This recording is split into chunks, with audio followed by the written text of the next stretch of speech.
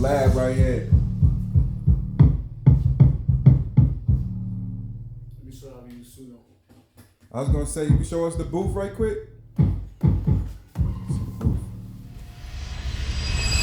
So you already know, man, we in the lab right now, man. I'm with the homie V from Rivabanc. Is it Rivabanc Productions? Rivabanc. Rivabanc?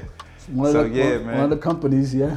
Yes, sir, man. So it's the homie LA Mars. We out here in Atlanta, man. So I just want to let y'all know, man, you do not have to book a session or record at a major studio. You can get the same work and the same quality from a house studio pretty much, right? Yeah. We built this part of the studio because we wanted to basically mix, but our studio is mostly in the box. We're gonna get a board, but we're thinking about it because everything's in the box. Yeah. With using a lot of stuff for AI and doing the AI stuff, we don't have to have a lot of stuff out, but everything is basically digital in our space. So that's why we kept this vibe like this. And then the producers will be there. They produce their stuff. This is where we're mixing run the vocals from inside of either Pro Tools or Logic or whatever they have from there.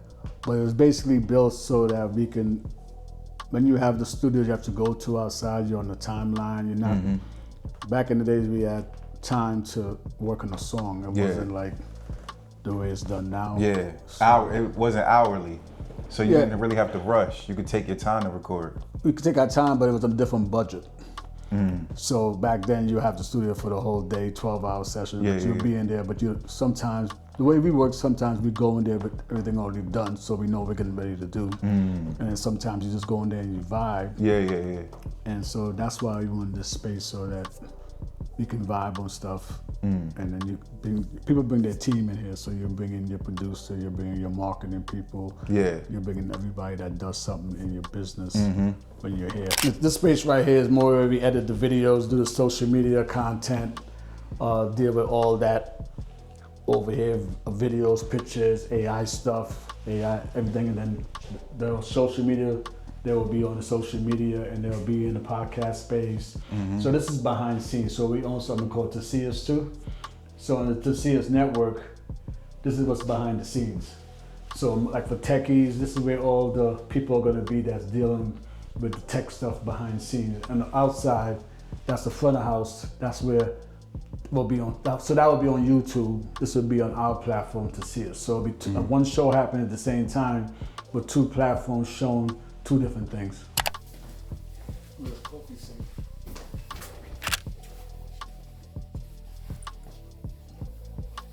So everything comes through in here like regular. So we got this part because we wanted to make sure that, so we do an AI song, we track the AI song out. Personally, we like the song, we think this is gonna be a good song, we send it through our stream, people love it. So that's one of the things we do in the Rivabanc. So let's say, for instance, we made an AI song, it's called Love My Way, right? And they love the Love My Way. So now an artist will come in and now sing Love My Way. So now when we sell the AI song on the platform, we're gonna sell it with the artist part and the AI part. So they go together. So they have the original or the human sang it, and they have how the AI sang. But when the AI makes money, the artist makes money. So we're gonna combine together like a hybrid project, so they're working together. So it's not just you have to buy an AI song, you have to buy a human song. You could buy them both and get them both together, like a side A, side B on a record, like back in the day. So you get more value for it. So you know what?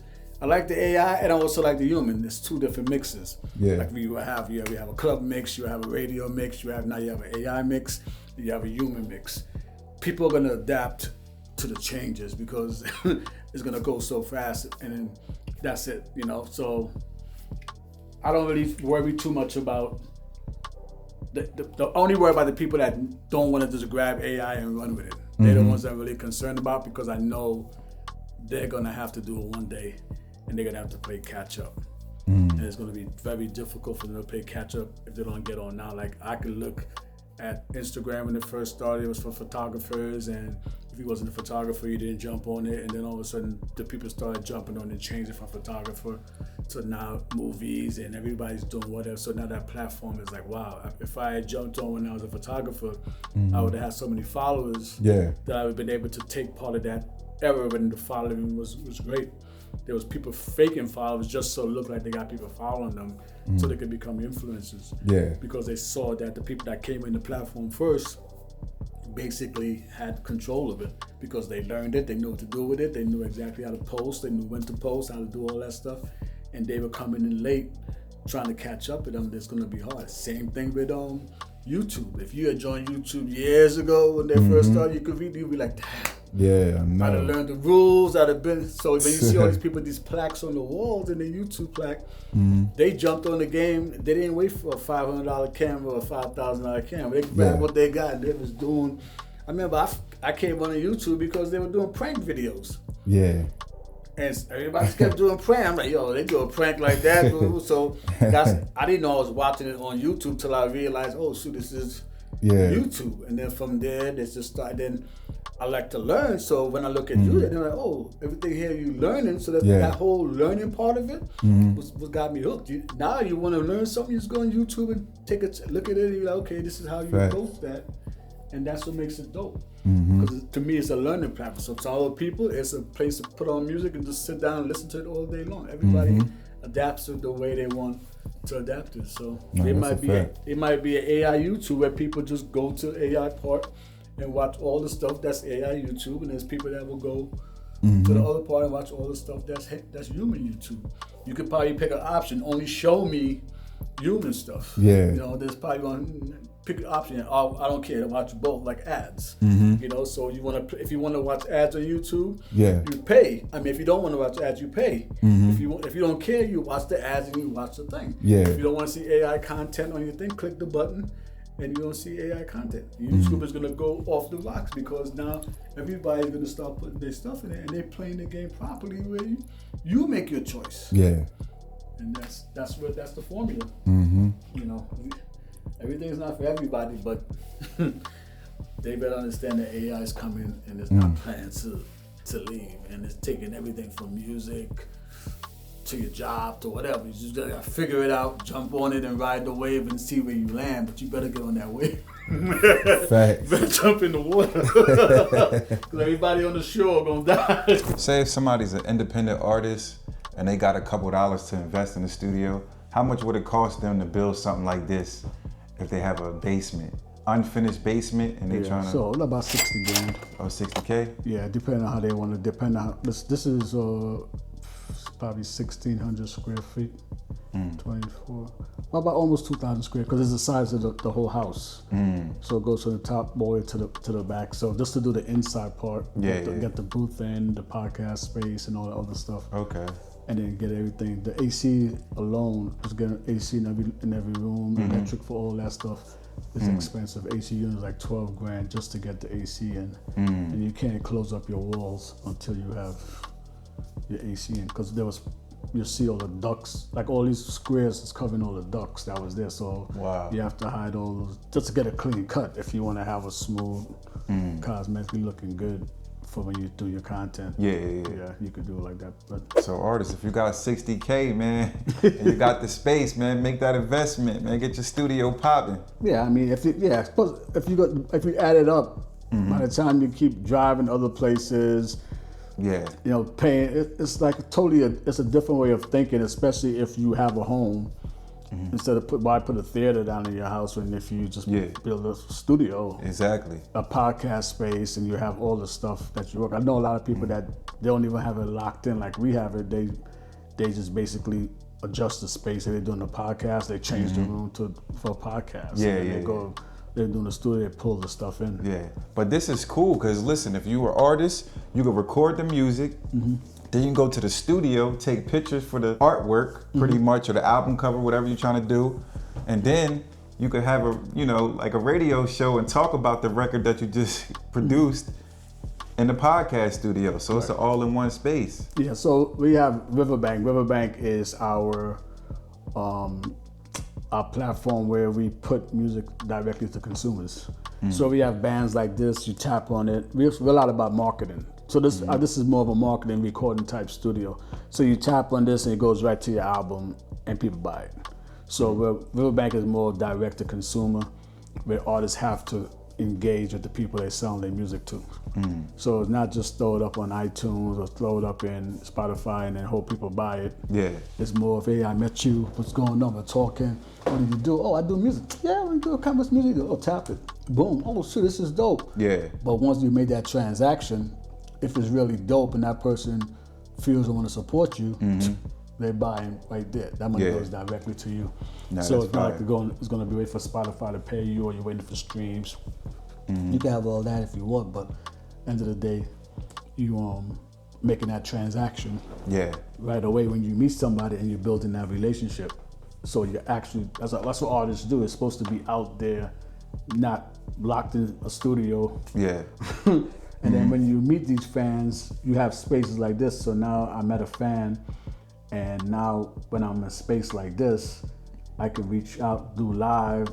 They're seeing the stuff that I'm doing, and I'm building that, continue building that relationship with them. So it's not just about, here's my song, stream it. No, it's here's my song, own it. Right? So if they own your music, like, yo, I own that music, yeah. It's yours. If Spotify disappears tomorrow, someone decides to delete everything on there, you don't have all the stuff you were loving. Now you're like, oh, I got music on my phone still. You know, I got music in my computer because I own it. And then now you can say, this is mine. Speaking of Spotify, man, I didn't drop the video yet, but I actually just recorded a video talking about how Spotify removed another one of my songs due to artificial streaming, which is crazy because the song that they remove is not even a song, it's a skit. So it's like, how do I have artificial streams on a skit? Yeah, it's crazy, man. So, and I think a lot of you artists, guys, you don't realize you don't have control of your stuff. My goal is to try. You could play in that world, but at least have control. It's like, okay, you have a job, but you don't know if the bosses are gonna fire you. But at least you go to work every day. You make sure you do your job. You learn your stuff. But you can get fired. But if you learn something, you have that skill.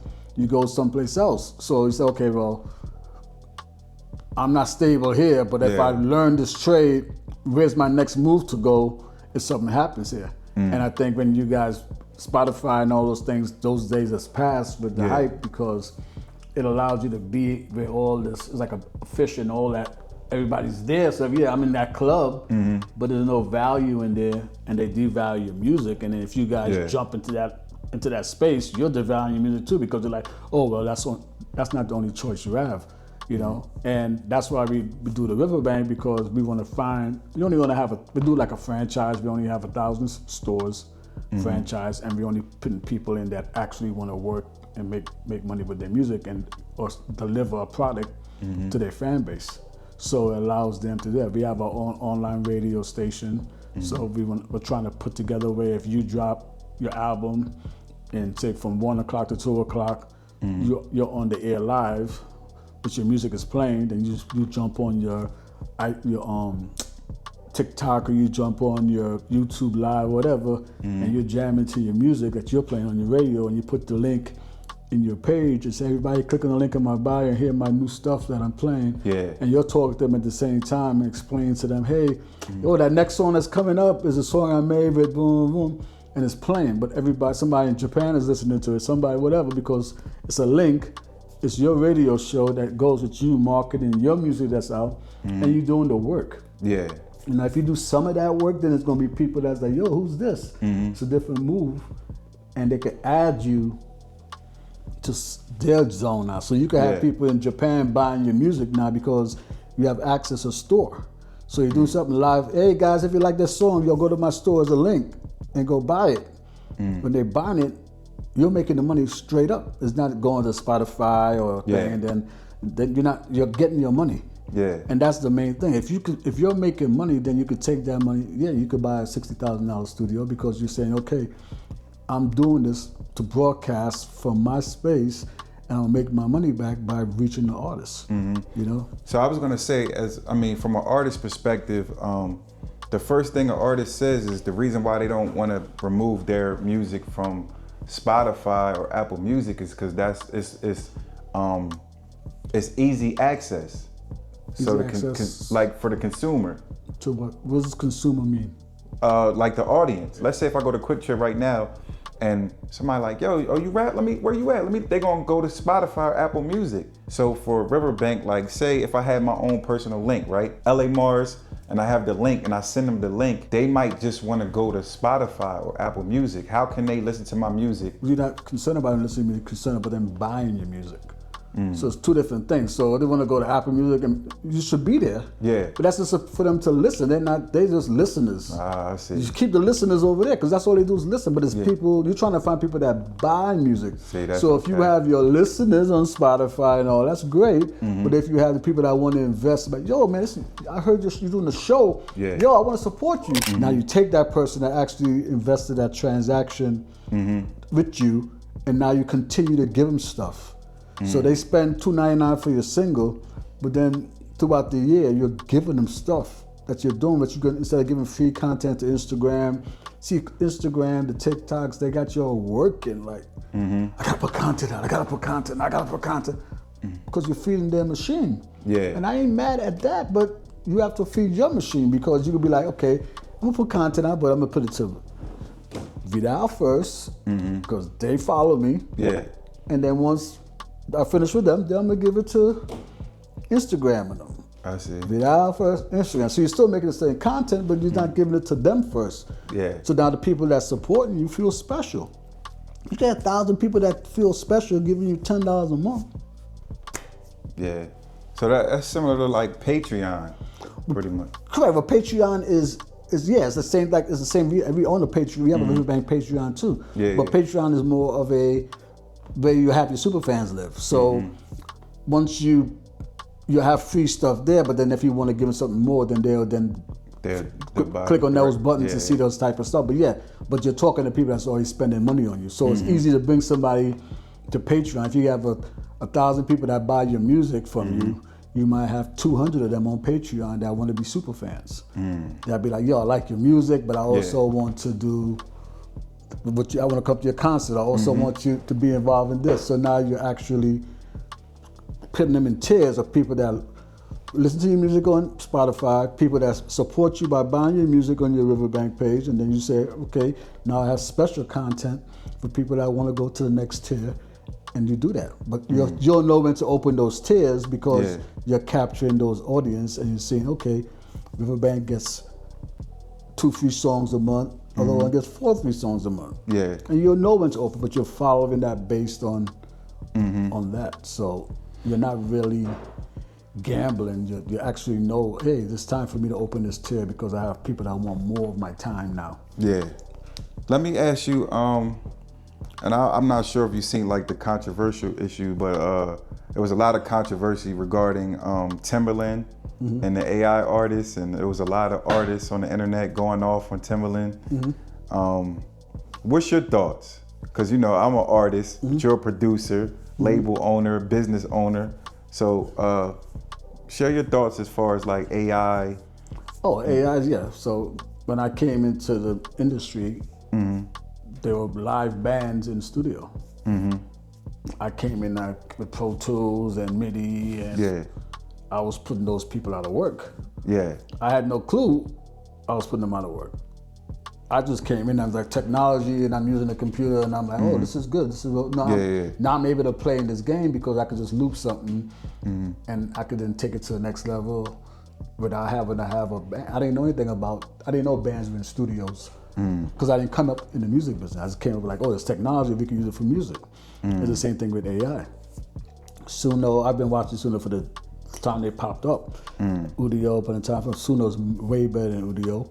But I know where the future of this is going, because the same thing happened when we did hip hop. They were like, hip hop is not gonna be anything, everybody, but we was doing it, and look where hip hop is now.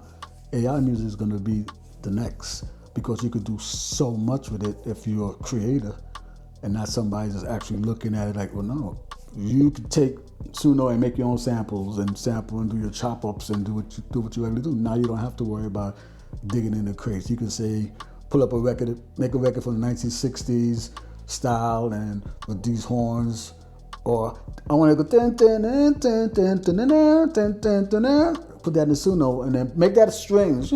Now you got your sample. You take that, you chop it up the way you want to chop it up.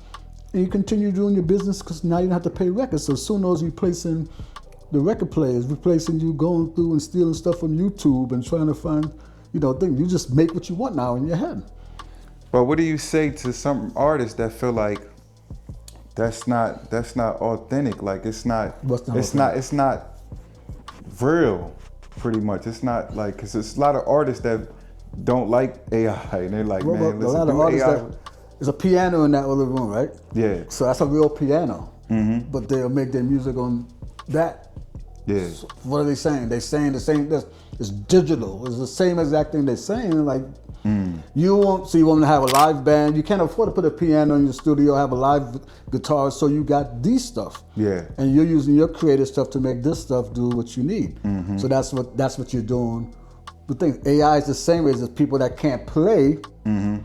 That okay, I have ideas, I have songs, but I don't have what you guys have. But I have an idea. I'm gonna get the song out of my head. Yeah. AI can get that song out so they can be at peace. Like, oh, so I have a song, and now they hear the song, they're like, oh wow, I never knew this is what it would sound like, and things like that. And now they hype. Now they want to create more songs. Yeah. Now they're in a different place. You can stay in the place that you want and run that lane. Nobody's telling you that you gotta stop doing what you're doing. Yeah. So I don't understand. They when they say stuff like that, it's like in my mind, it's like it's gonna happen.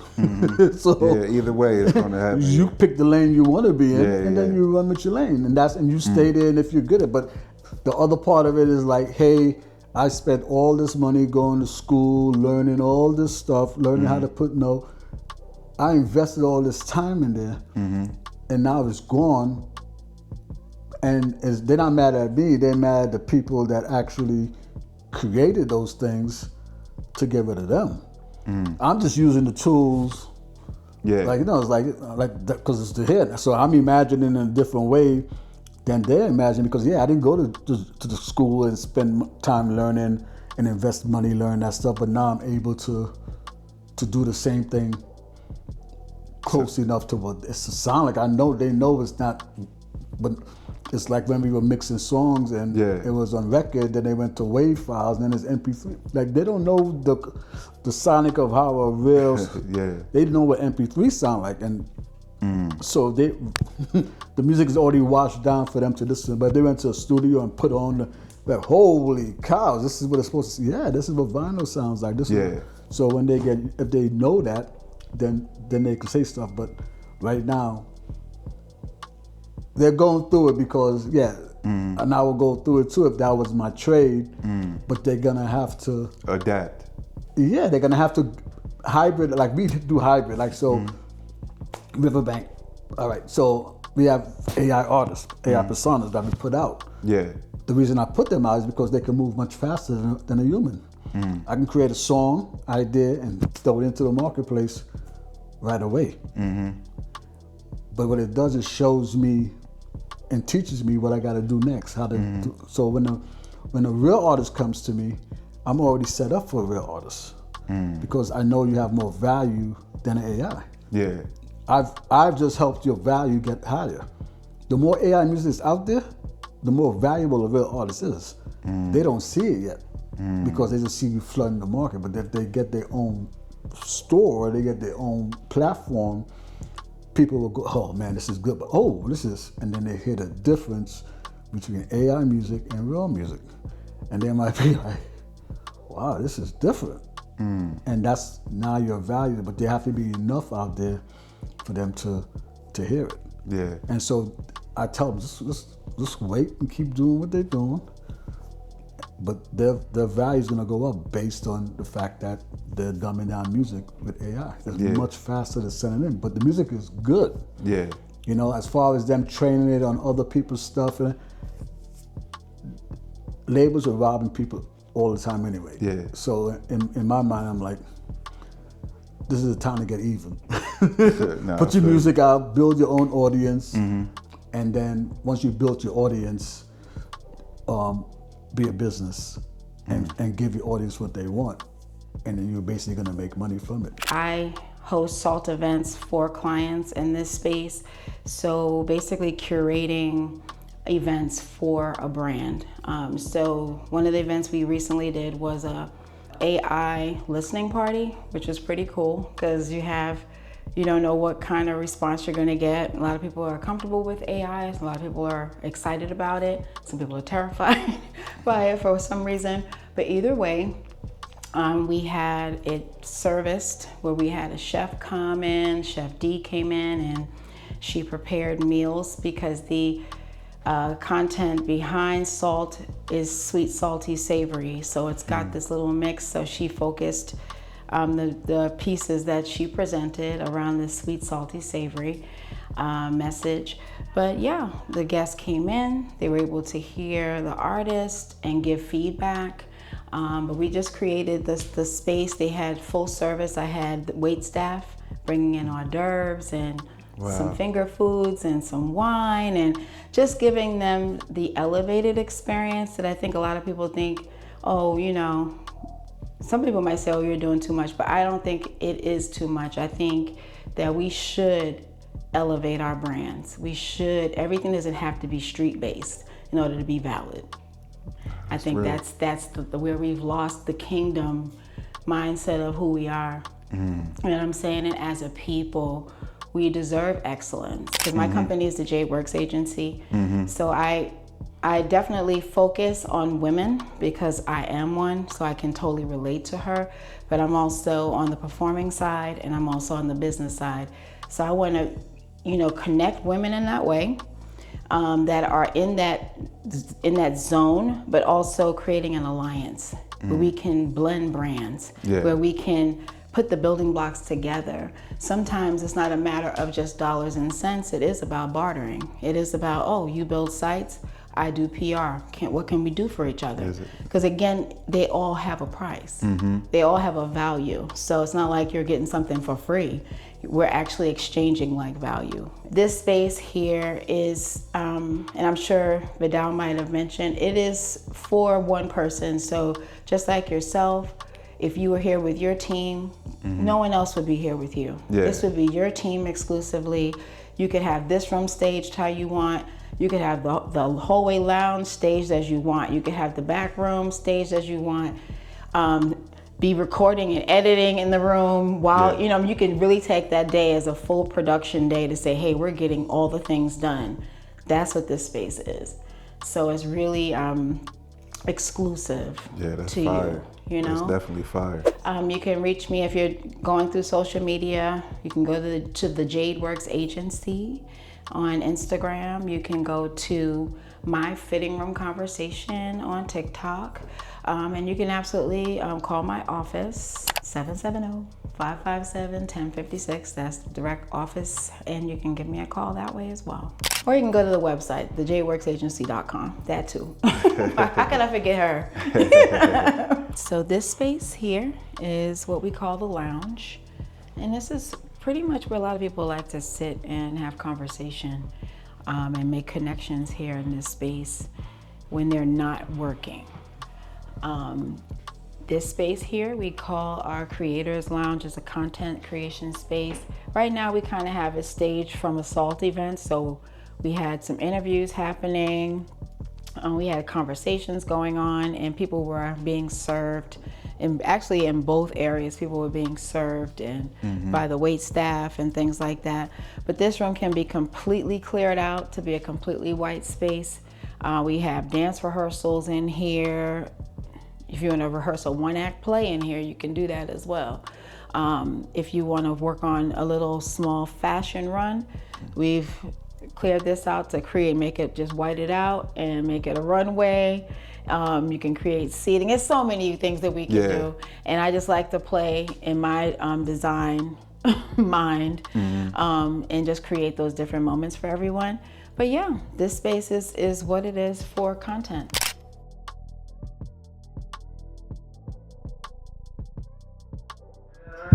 Just wait for TMZ to leak it. It ain't no secret, so be it, so be it.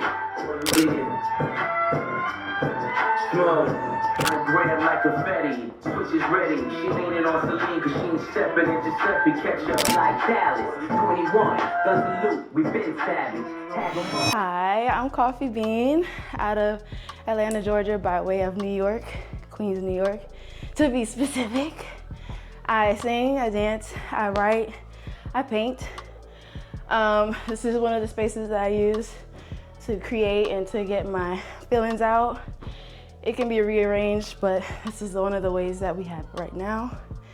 And I've been dancing since I was 5. I love this stuff. This is literally what keeps me sane, especially we all experienced COVID. And I realized during that time how much music and dance means to me and how important it is to surround myself with other creatives that have the same moral compass and the same approach to keeping music sacred as I do, and creating space for other people to feel the same. But yeah, I'm a dancer, artist all the way around. I guess I'm learning to accept certain things about my journey, but the journey continues, the race continues, and I guess overall, I'm a creator. So stay connected with me on all platforms, Instagram, TikTok, Facebook, not really, because who uses, I mean, people, I'm not gonna do people like that. Some people use Facebook still. But yeah, in YouTube, Coffee Bean, COUFFEBEANE. Bye y'all.